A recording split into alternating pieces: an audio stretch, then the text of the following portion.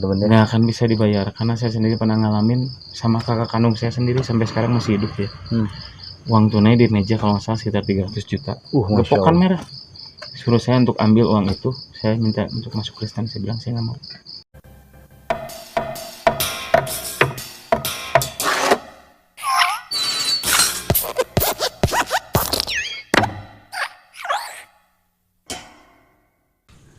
Shalom saudaraku, bertemu kembali dengan saya di Reasons Channel dan saya harap teman-teman semua dalam keadaan sehat dan juga diberkati oleh Tuhan kita Yesus Kristus.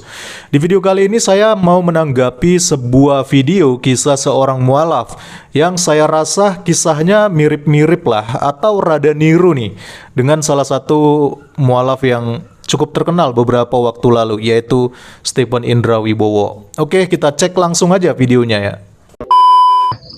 Jadi orang di sebelah saya ini asli Chinese ya kok ya, asli Chinese gitu ya.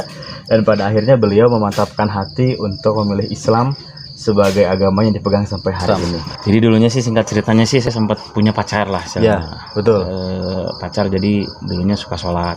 Oke. Nah, ada rasa tertarik, jadi lagi pacaran tuh dia ke masjid. Nah, saya nanya-nanya di dalam ngapain. Saya nunggu mah di parkiran gitu. Oh, jadi selama pacar sholat kok nunggu di luar? Nunggu di parkiran karena memang ya bukan agama saya. Karena saya dulunya Kristen kan. Dan dulunya saya memang di Kristen, saya pelayan aktivis pool di gereja GBI, GKI gitu. Jadi posisinya ya memang masih pelayan, jadi pacaran, pelayan tetap jalan. Jadi masing-masing ya kok ya? Masing gitu. Oh, Bhinneka Tunggal Ika dong ya? Komitmennya memang cuma pacaran doang kan. Iya. Cari tahu mengenai sejarah Islam Cina.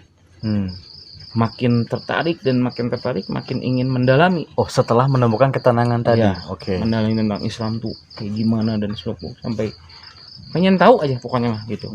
Perbandingan lah kalau bahasa kita mah ini kata orang ini bagus. Sempat komparasi. Sempat antara Kristen dengan Islam gimana? Dan saya sempat menemukan, bukan menjelekkan suatu agama ya. Ampun paralun gitu, udah bilang menjalik. Quran saya yakin dari zaman dulu nggak pernah dirubah isinya.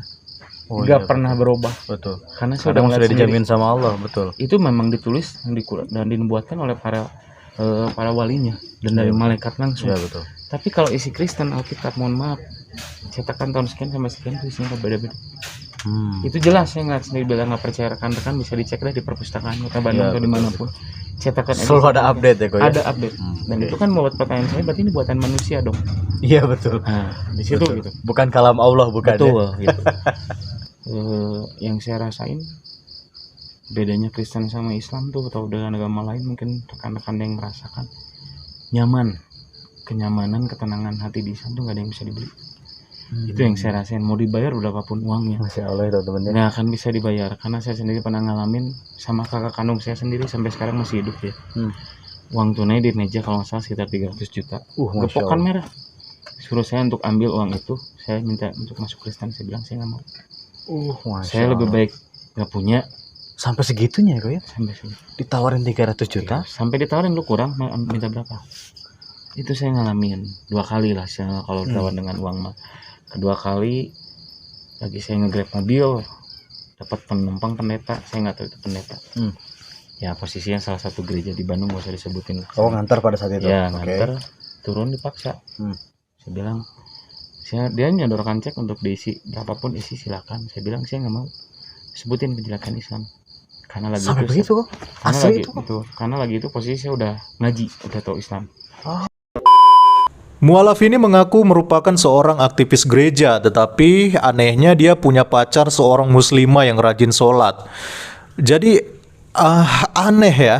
Karena di sini kita bisa melihat ada beberapa hal yang janggal bagi seorang aktivis gereja tetapi berpacaran dengan yang tidak seiman.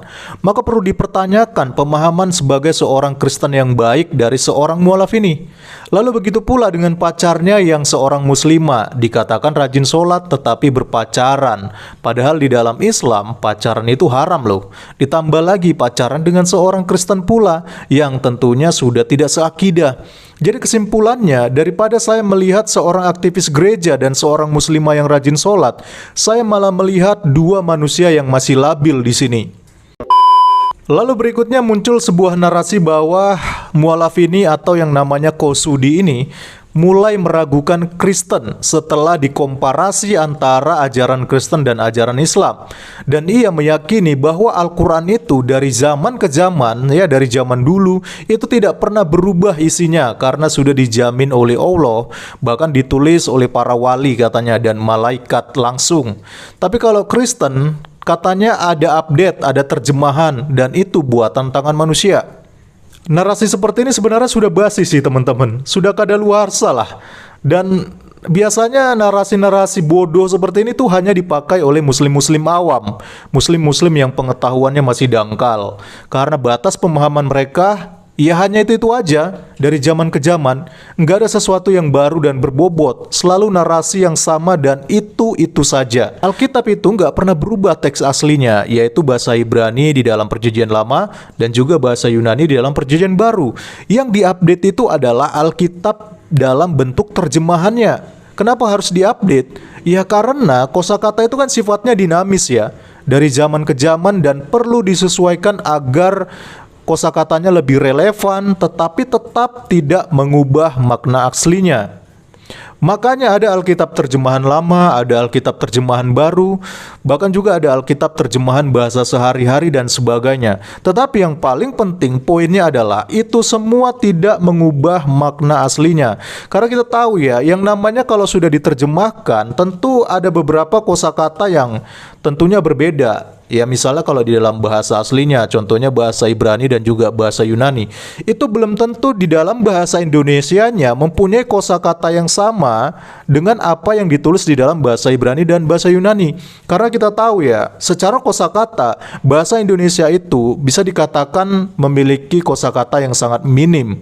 Jadi kalaupun ada seperti yang dikatakan mualaf ini bahwa terjemahannya itu update, ya itu saya pikir wajar karena kosakata itu kan sifatnya dinamis ya. Kita nggak bisa memakai bahasa yang sama dari zaman yang misalnya tahun 70-an dengan zaman yang sekarang, karena tentu gaya bahasanya sudah berbeda. Jadi itulah kenapa Alkitab itu perlu sekali diupdate untuk menyesuaikan agar relevan dengan situasi zaman yang ada. Tetapi meskipun demikian, sekali lagi teks aslinya itu sama sekali tidak berubah dan itu tetap harus menjadi rujukan bagi setiap orang Kristen, orang percaya yang membaca Alkitab ataupun juga yang menganalisa Alkitab. Nah, sekarang benarkah Al-Quran itu terjaga kesempurnaannya dan hanya memiliki satu versi saja? Mungkin mualaf ini dia belum pernah ya mendengar tentang Al-Quran itu dimakan kambing. Ya, tapi kita maklumi lah, namanya juga mualaf ini masih awam ya. Atau dia juga tidak tahu bahwa Al-Quran juga punya beberapa versi.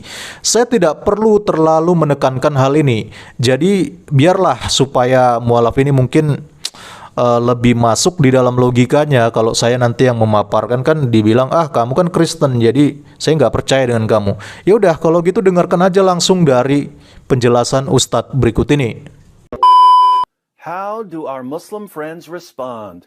Perfect preservation right down to the letter.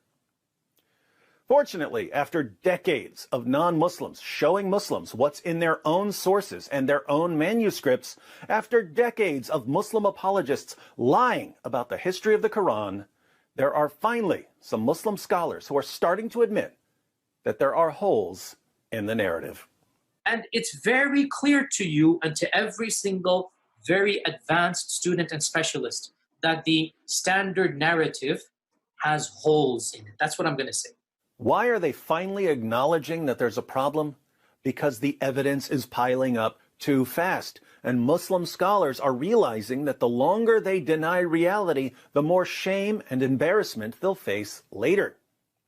But let's focus on Dr. Shabir Ali, who has recently admitted that there are different Qurans in different parts of the world. Today, most Muslims read the Quran in a text that is referred to as the Egyptian edition of 1924. That's how scholars refer to it. Most Muslims may not have realized that this is the designation for that manuscript, for that text. To Muslims in general, this is just simply the Quran. But this is not the only text of the Quran that is read throughout the world. He's also admitted that there are differences in Quran manuscripts. So there was this period in which Muslims had the opportunity to teach others the Quran without insisting on the precise words. Recently, a manuscript has been discovered from Sana'a in Yemen, and it's referred to as the Sana'a manuscript. That manuscript has 2 layers of Quranic writing. The lower layer has been scraped off, and the upper layer has the Quranic text written over. Now, the upper layer text quite closely corresponds to what Muslims are reading in the world today as the text of the Quran. The lower text that has been scraped off has some variation from what Muslims are reading in today's text. Because Shabir knows what non-Muslim scholars are finding when they go through manuscripts of the Quran. They're finding missing words, added words, changed words, words moved around, words written over, words erased. It's a giant mess. Lalu narasi berikutnya, Mu'allaf ini mengaku pernah ditawarin uang 300 juta, bahkan juga sampai ditawarin cek kosong. Waduh, ini luar biasa sih. Bayangkan sampai ditawarin cek kosong untuk diisi sendiri nominalnya ya. Yang menawarin ini katanya pendeta. Jadi dia tuh dibujuk atau diiming-imingi supaya masuk kembali ke agama Kristen. Nah, ini dia narasi yang mirip dengan Stephen Indra Wibowo seperti yang saya katakan di awal tadi. Hanya bedanya angka nominalnya ya. Nominal uangnya lebih sedikit. Kalau Stephen Indra Wibowo kan katanya dia mengaku sampai ditawari sampai miliaran ya. Kalau Mu'allaf ini dia hanya 300 juta. Tapi itu bukan angka yang kecil sih. Apalagi dia juga ditawarin sampai pakai cek kosong juga ya teman-teman. Nah, saya mau katakan bahwa ini narasi basi, narasi kadaluarsa, narasi murahan, dan juga narasi rendahan yang saya rasa hanya dipercaya oleh orang-orang dungu dan tolol. Karena faedahnya apa gitu ya? Seorang pendeta memberikan uang 300 juta hanya supaya ia jangan keluar dari Kristen, bahkan sampai ditawarin pakai cek kosong. Itu konyol sekali menurut saya. Bahkan Yahya Waloni pun saya rasa dia juga tidak percaya dengan omong kosong Mu'allaf ini. Tapi Cina-Cina yang sudah masuk Islam, Ustaz, walah bisawab. Ular tetap ular. Ular tetap ular. Oke teman-teman, saya rasa itulah tanggapan terhadap Mu'allaf Qosudi ini ya, yang katanya keturunan Tionghoa atau keturunan Chinese. Saya cuma heran ya, sekarang ini banyak sekali channel-channel Islam yang menjual kisah-kisah seorang Mu'allaf. Tentu ada suatu permainan besar di sini untuk menggiring sebuah opini tentang Kristen, sekalipun harus dibalut dengan yang namanya takia. Kenapa saya katakan takia? Karena saya nggak menemukan gitu ada channel Islam yang gentle seperti channelnya Pak Yusuf Manubulu contohnya ya. Pak Yusuf Manubulu dia melakukan live murtadin di channelnya, dan Islam boleh bergabung untuk mengoreksi para murtadin ini. Jadi ada semacam dialog interaktif dan juga sesi tanya jawab ya. Jadi orang Islam boleh masuk, mereka bahkan boleh melakukan dialog dengan para murtadin ini.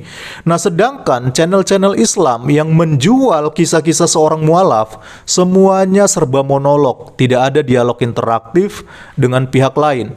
Alasannya sih sederhana menurut saya. Mungkin para mu'allafnya takut ditelanjangi kedoknya.